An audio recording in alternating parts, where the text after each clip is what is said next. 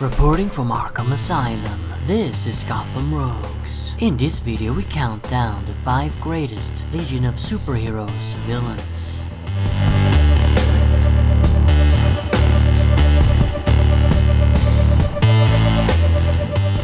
A while back I ranked the top 5 best Flash villains. I'll leave a link in the description for that video. And now I think it's time to again take a break from Gotham City and spotlight another rogues gallery, namely the Legion of Superheroes.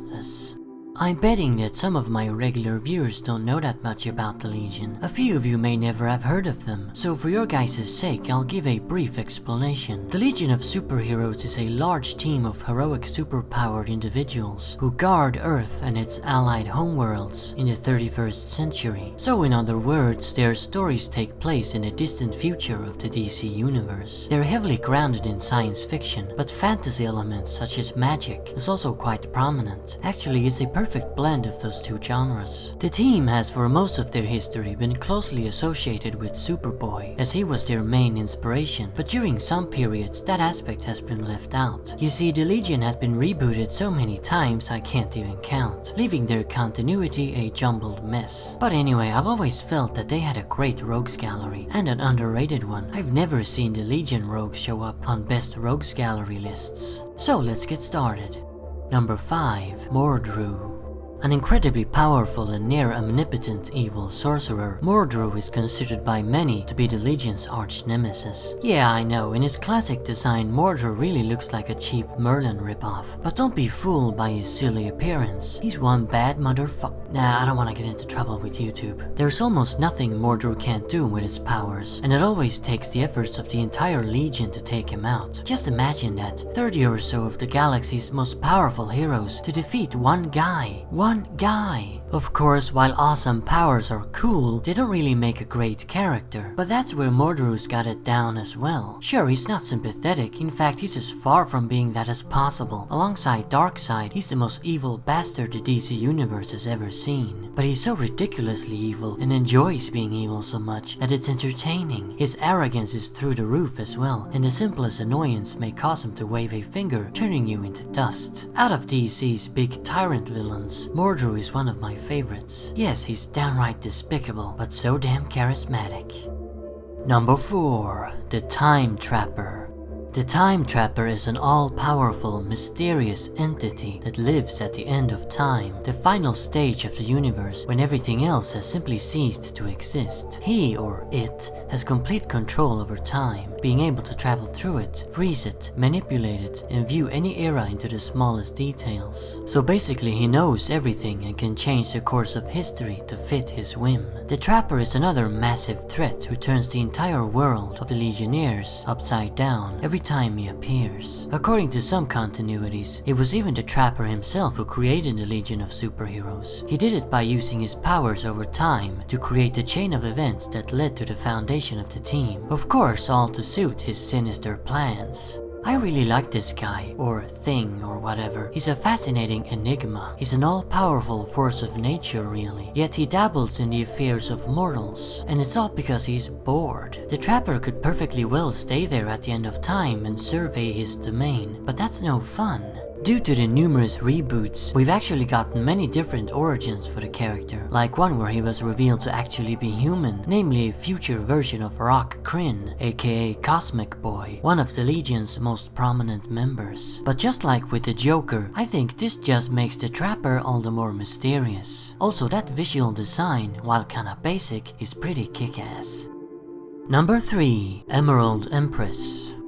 The Empress, whose real name is Zarya, was originally public enemy number 1 on the planet Venegar. There she discovered and stole a legendary mystic artifact known as the Emerald Eye of Ekron, a powerful item that once acquired can be controlled via mental commands. With this weapon in her arsenal, Zarya became one of the galaxy's most notorious criminals, and she's often seen together with 4 other rogues as part of a group known as the Fatal Five. The Empress and the Fatal Five are among the Legion's most recurring foes. Sure, they may not be as powerful as Mordru or the Time Trapper, but they more than make up for that with clever schemes and colorful personalities. While I like all 5 of them, the Empress is easily one of my favorites. She stands out by being more psychotic and mentally unstable than the rest. Zarya is a massive megalomaniac who views herself as a goddess destined to rule over all else. She's a narcissist, kind of like the Riddler, but far more cruel than dear old Eddie. Just like Mordru, the Empress isn't exactly sympathetic. She's evil and enjoys being evil. As you all know, I love tragic rogues, but Zarya is so deliciously sinister and so outlandishly eccentric that I can't help but adore the crazy bastard. She's also quite unique with that floating eye, and also there aren't that many female villains in comics who are pure evil.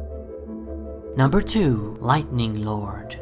Mekt Rance, aka Lightning Lord, is the older brother of Legion members Lightning Lad and Lightning Lass, who are twins. All 3 of them gained electric powers while stranded on the hazardous planet called Korbol. The siblings hail from the Earth colony known as Winneth, a planet where evolution made twins the norm. Mekt was, however, a rare case of a single birth, leading to social stigma, harassment, and alienation. Suffice it to say, young Mekt had a very rough childhood, setting him on a path to the dark side. While his brother and sister joined the Legion and became celebrated heroes, Mekt rose as one of the galaxy's worst villains. He's such a poetic and Shakespearean rogue. If it just weren't for bad circumstances, Lightning Lord could have fought alongside his siblings in the Legion instead of being their deadly enemy. Besides being fueled by psychological scars, Mekt is also insanely jealous of the close relationship that his siblings share. He hates his brother and has a sick obsession with his sister. Numerous times has he attempted to recruit Lightning Lass to his side, while aspiring to get rid of Lightning Lad. Freud would have had a field day with this guy, but the messed up psychology of the character is what makes him so fascinating, such a fantastic rogue. Lightning Lord really is, in my opinion, one of DC's most compelling and tragic villains.